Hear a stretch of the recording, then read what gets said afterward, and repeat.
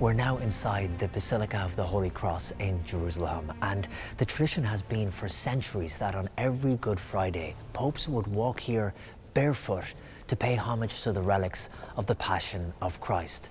Now, since 1930, those relics have been kept in a small chapel called the Chapel of the Relics. Now, that chapel is just up at the top of these steps, and the relics are encased in glass.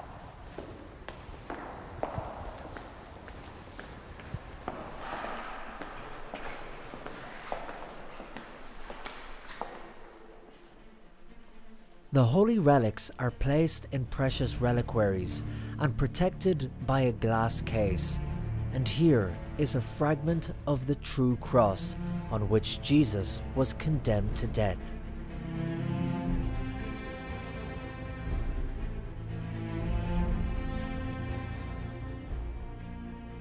Inside this other shrine are the other very important relics.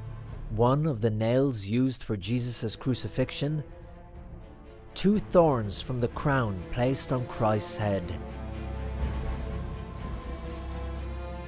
fragments from the grotto of the Nativity and the Holy Sepulchre, the phalanx of St. Thomas's finger, the unbelieving disciple who needed to touch Jesus' hand and side in order to believe,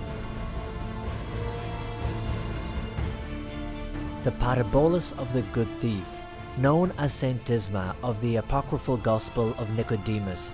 He is the one who asked Jesus on the cross to remember him when he enters the kingdom of heaven.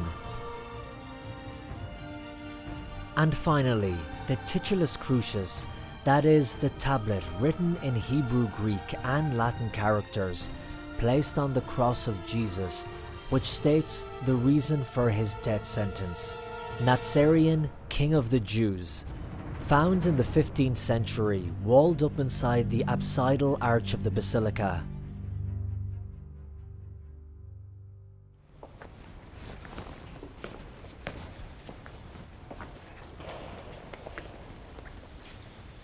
In the apse of the basilica, the frescoes tell the story of the legend of the true cross, and in this vaulted apse, it's like a large book with the stories of the relics.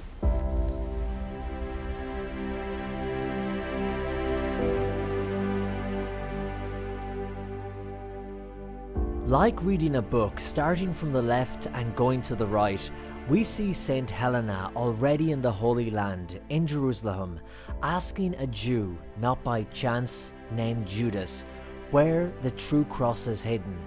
After a bit of resistance, Judas, who will even become Bishop of Jerusalem with the name of Syriac, reveals the place where the cross of Jesus is hidden.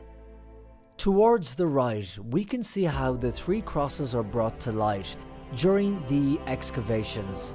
In order to distinguish the true cross of Jesus, they have a corpse laid on each piece of wood, and when it came into contact with the true cross, the corpse came back to life.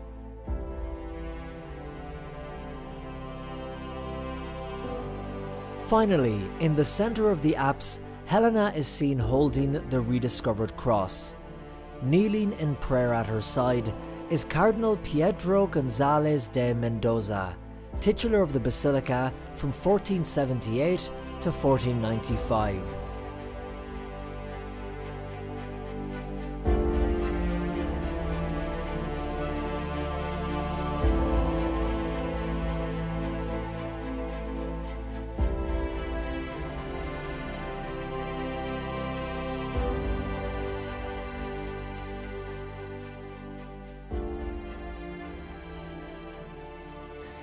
Now, the legend of the true cross states that Saint Helena divided the cross into 3 parts. The first, she left in Jerusalem. The second, she gave to her son Constantine, who was then living in Constantinople, then Turkey. And the third, she brought with her back to Rome, where she was living. They're the remains we've just seen in the basilica behind me. And people still come here today to kneel and pray in front of the relics. Now, of course, we can never be certain that these are genuine relics from the Passion of Jesus, but what we do know is that they are incredibly symbolic and so important in the devotion to that tomb that lay empty 2,000 years ago. Well, we've a quick break to take, but don't go anywhere. This Vaticano special from Rome continues in just a moment.